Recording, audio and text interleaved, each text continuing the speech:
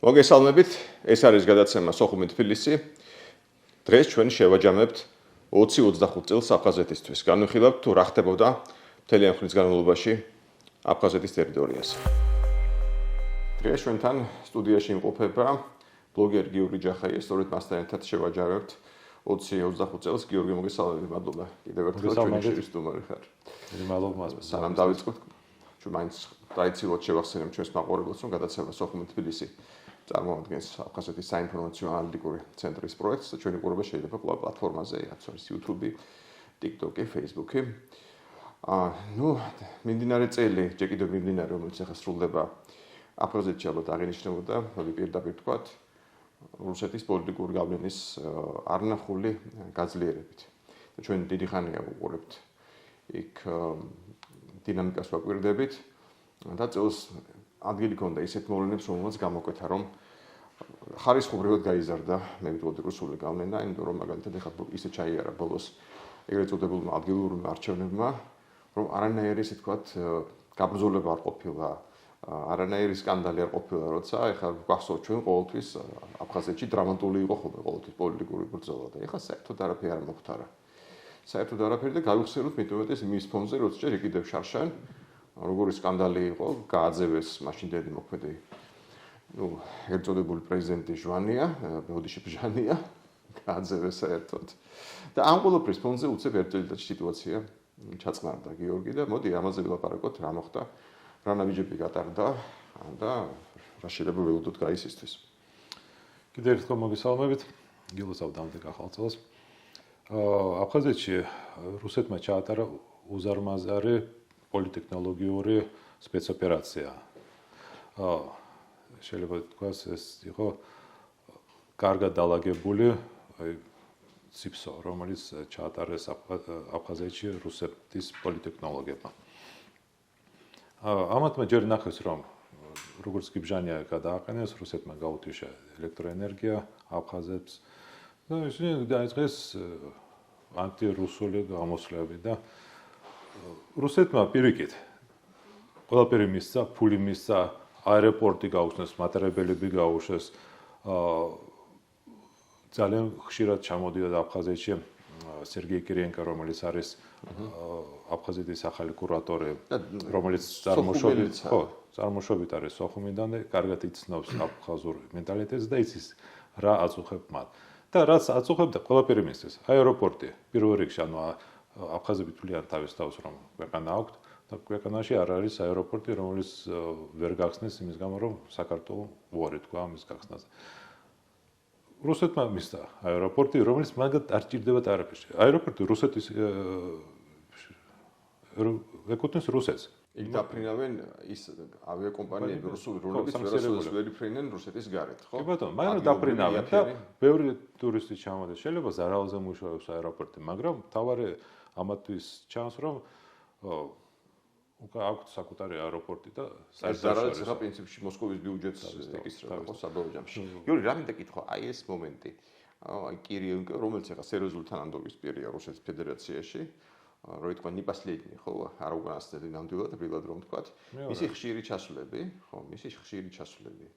აფხაზეთში როგორც ჩანს მოქმედებს ამ ხალხის პატრიოტიზმზე, ამბიციური ხალხია ჩვენთვის აფხაზები და ესეც ალბათ ძალიან საინტერესო ჟესტი იყო, ესე ვთქვათ, კირიენკოს მხრიდან, რომ თავისი ხშირი ჩასვლით მოალბო აფხაზების გულები და აი ეს პროტესტი მართლაც ჩაქრა. შეიძლება ამიტომაც არა?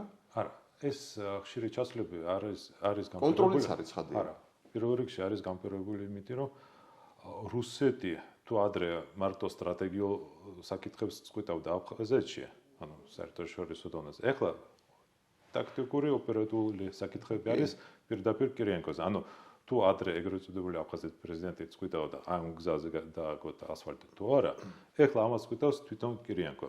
სად გახსნეს რაღაც ახალი ბაღი, სად გახსნეს ახალი წარმოება, სად გახსნეს ქარხანა, იქ დაეხმაროთ ბავშვებს და ეს ყველაფერი პიარდება უმაღლეს დონეზე. ანუ ხელით კონტროლი, ოძახიან, მანუალური კონტროლი ამას გადავიდა. კი ბატონო, მაგრამ კრემლში ნახეს, რომ აფხაზები თვითონ თავის თავს ესე კარგად ვერ აკონტროლებენ, როცა ფული მოდის, ხდება ეს ფული, იპარავენ და თვითონ კირიენკო ამას აკონტროლის, მაგიტომ ჭირდება თვეში ერთხელ ჩავედის სოხუმში და ყველაფერს ადგილზე ნახულობს, ხდება ადგილობრივ მოსახლეობას, ადგილზე რუსეთის წარმომადგენლებს ხდება, რომლის ამას აძლევენ ინფორმაციას, ეს გაკეთეს, სად არის პრობლემები.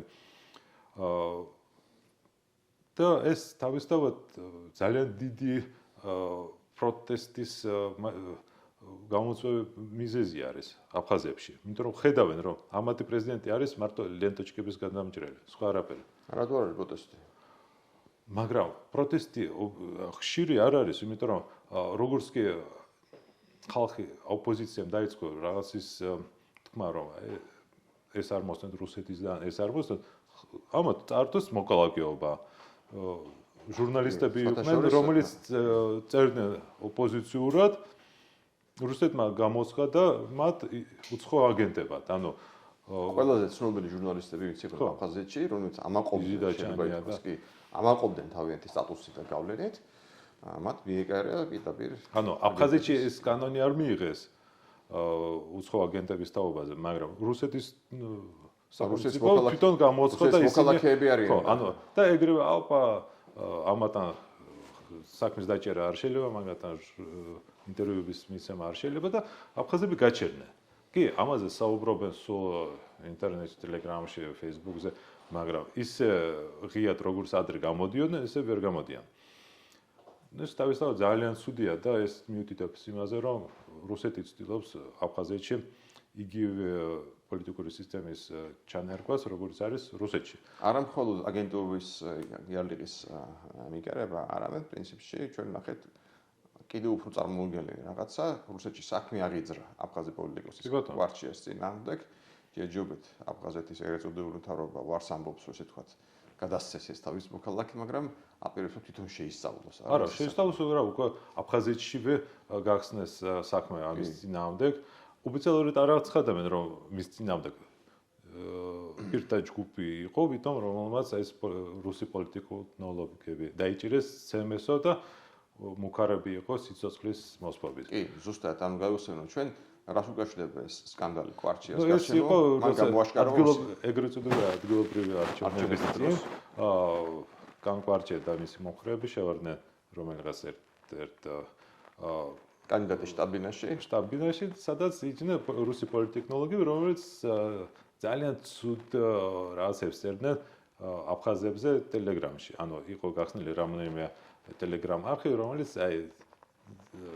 შავ პიარს უკეთებდა ოპოზიციურ პოლიტიკურ. და კვარჩიამ ეს ხალხი, ესე ვთქვათ, დაწვა იქა, დაიჭირეს ტელეფონები წაართვეს ის რაც იყო ვოისები მოასმენინეს, რაც მიწარმოწარავე გამოაშკარავეს და ნუ გამოჩნდა რომ ვიზე მუშაობენ. ისინი მუშაობდნენ რუსეთის ვინც არის იქ დანიშნული ეგრეთ წოდებული პრეზიდენტი გუმბას შტაბზე და ისინი იყვნენ გამოგზავნილი მოსკოვიდან. ანუ ისინი ასრულებდნენ რუსეთის დავალებას აფხაზეთის ეგრეთ წოდებულ პრეზიდენტის შტაბში. ხო, მოდი ახლა ვახსენოთ ესე ადგილობრივი არჩევნები, რომელზეც როც მოხდა გამოაშკარება რუსი პოლიტექნოლოგების და ამას შეეწირა კვარჩია, შეიძლება ითქვას, იმიტომ რომ ხა მის წინამდე საქმე აღძრულდა რაელის მას კაცმა არ იცის. მანამდე იყო კიდევ უფრო მნიშვნელოვანი არჩევნები ეგრეთ წოდებული პრეზიდენტის, რომელშიც გაიმარჯვა გუმბამ და ნუ ეს ფლადიული გასეირნება არ იყო გუმბასთვის. მნიშვნელოვანი როლი მის გამარჯვებაში ითამაშა, ჩვენ გვახსოვს რა, ძალიან ცუდად აგიურებულმა პიარმა თურქეთის წინააღმდეგ, რითაც რეალურად მოახერხეს ის, რომ აფხაზეთში მცხოვრები ეთნიკური სომხები თითქმის ყველა მელბად ხმა მისცა გუმბას, იმიტომ რომ შეეშინათ, რომ მეორე კანდიდატი ვინც იყო არძინმა, იმის უკან თურქეთი დგას. გენიალური, მარტივი, მაგრამ გენიალური პროპაგანდისტული ოპერაცია ჩაატარეს. ნუ რუსებს ყავთ ძალიან ძლიერი პოლიტექნოლოგები, რომელიც თავის ქვეყანაში არიან ნამუშევარია ესეთ არჩევნებზე, იციან როგორ და სად უნდა დაარტყა. ეს ეგრეთ წოდებული საპრეზიდენტო არჩევნები არის უმაგრესი მაგალითი, როგორ შეიძლება ნულიდან, აი პლინტუსიდან რეიტინგიანი კანდიდატი გახადო პრეზიდენტი.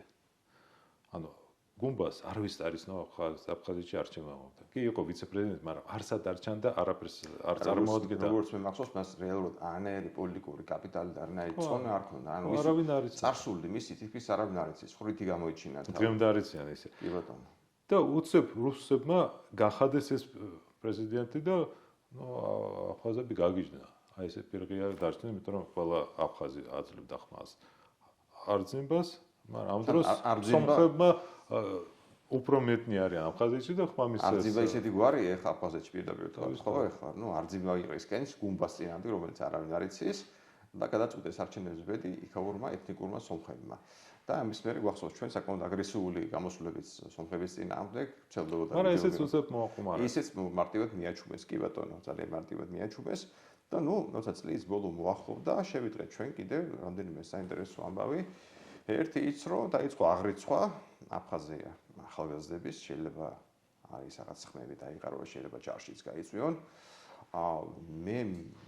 მე ფიქრობ, რომ ეს მარტივად არ მოხდება ახლა აფხაზეთში პირდაპირ უკრაინის ფრონტზე გაწვევა, იმიტომ რომ ეს ალბათ ახლა დიდ განსხვავებას ვერ მოიტანს, ისეთი მასშტაბის ომია ახლა ვერ მოიტანს დიდ განსხვავებას, გარდატეხას და სამაგიეროდ შემიძლია გამოიწვიოს საფეთქება აფხაზეთში, ხო რაღაც. მაგრამ რუსეთი ცდილობდა მაქსიმალურად რომ აფხაზები არ წაიყვანონ ომში, მაგრამ პირველი დღიდან აფხაზები არიან იქ, რაც პატარა დაჯგუფება იყო, რომელიც ფულის გულით წავიდნენ კონტრაქტნიკები და ომობენ და ფულს იღებენ ამაში. და ხშირად არის ნეკროლოგები, კვირა არ გადის რომ ვინმე გარდაეყობას. მაგრამ ეს არის საკონტრაქტო, ვინც თავისით მიდის ფულს შოულობს, ნაიმეკება. ეს ახალგაზრდები არიან სტუდენტები რუსეთის ვუზებში, ანუ უმაღლეს სასწავლებლებში. თქვა აქვე კოტებია. იქ როცა კოტებით სწავლობენ, ხო ზეითაა როგორც წესი. ანუ არის აფხაზეთში როსსატრუდნიჩესტო ესეთი ორგანიზაცია, რომელიც მიყავთ კარგი სტუდენტები, ვინც არიან, ვინც პერსპექტიულები, მიყავთ რუსეთში, იქ ამუშავებენ, იქ ისინი უკვე ხდებიან რუსული მირის ნაწილები და იქ ბრუნდება აფხაზეთში უკვე კოლაბორანტებად. მაგრამ ეხლა მივიდა საქმე იმაზე, რომ რუსეთის არმიას აკლია ხალხი. მიყავთ ჩრდილოეთ კორეიდან, აფრიკელები მიყავთ, მთელი ის.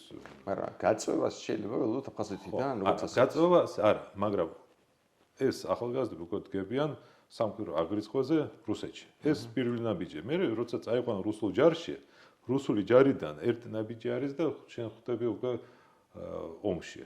იმიტომ რომ იქ ვინც არის მეტაურები, აიძულებენ ხელი მოაწონონ კონტრაქტს, ხელს რომ მოაწერენ, უკვე ერთი ფეხი გაქვს.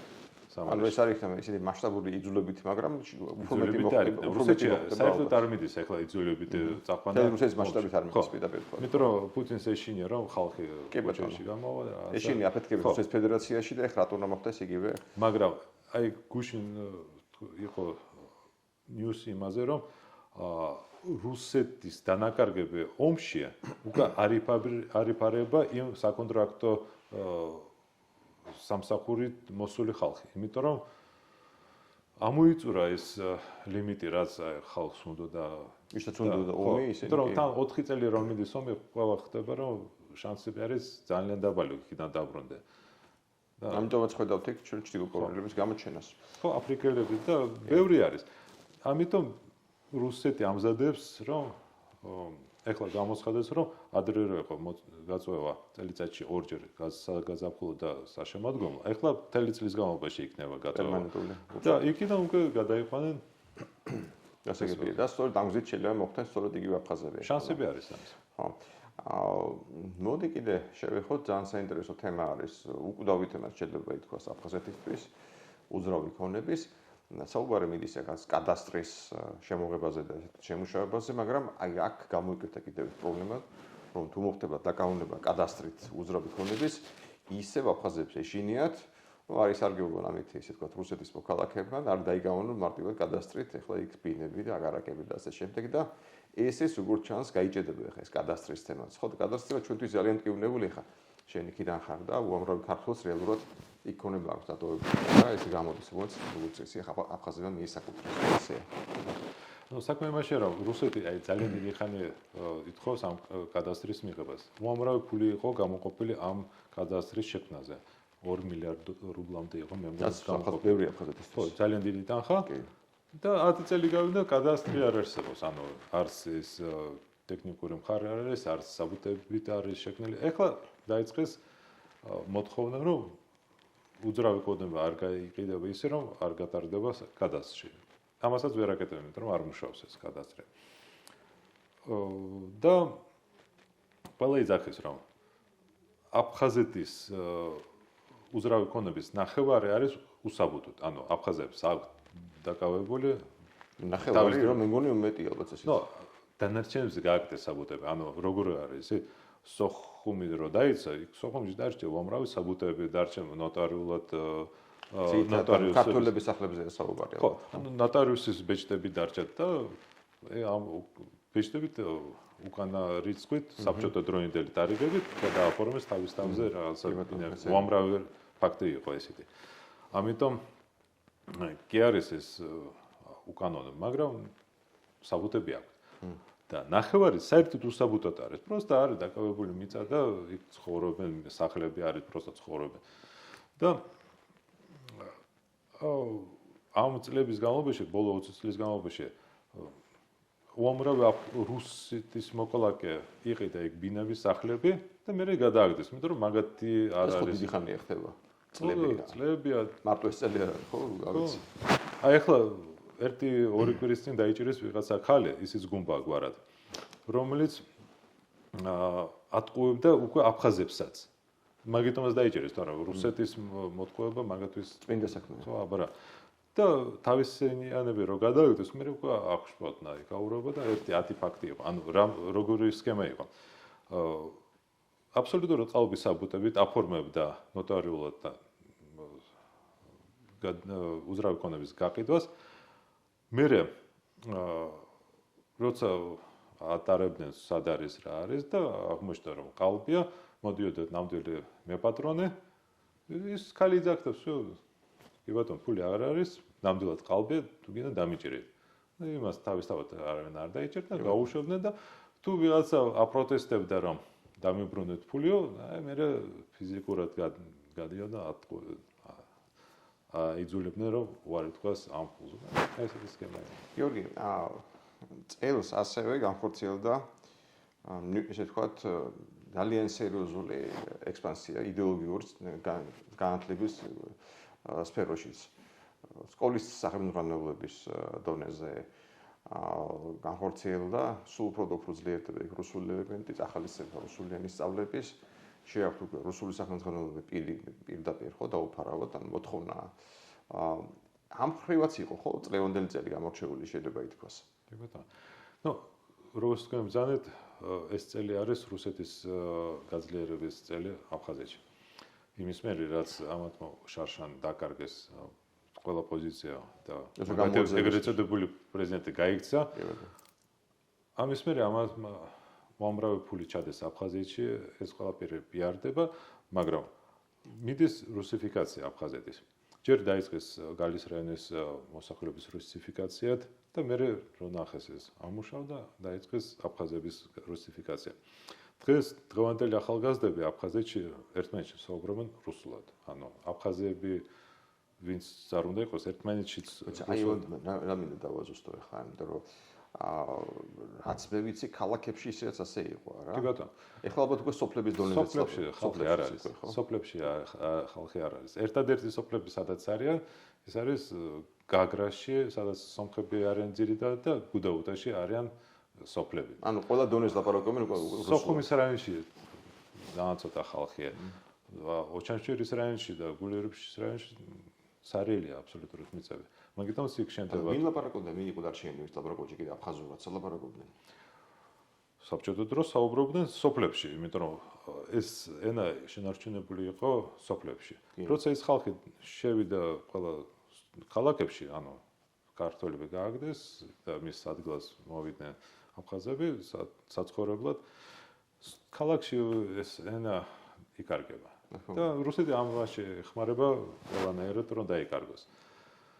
თვითონ სერგეი კირიენკოვმაც თქვა რომ ანუ პრობლემა მიმდინარეობს რუსიფიკაციასთან, სოფლების დაცლა და ერთმანეთს ეხმარება. ცოტა ხალხია ახლა უნდა ითქვას აფხაზეთისთვის და ყველა ქალაქში სოხუმში 150,000 კაცი ცხოვრობდა ომამდე.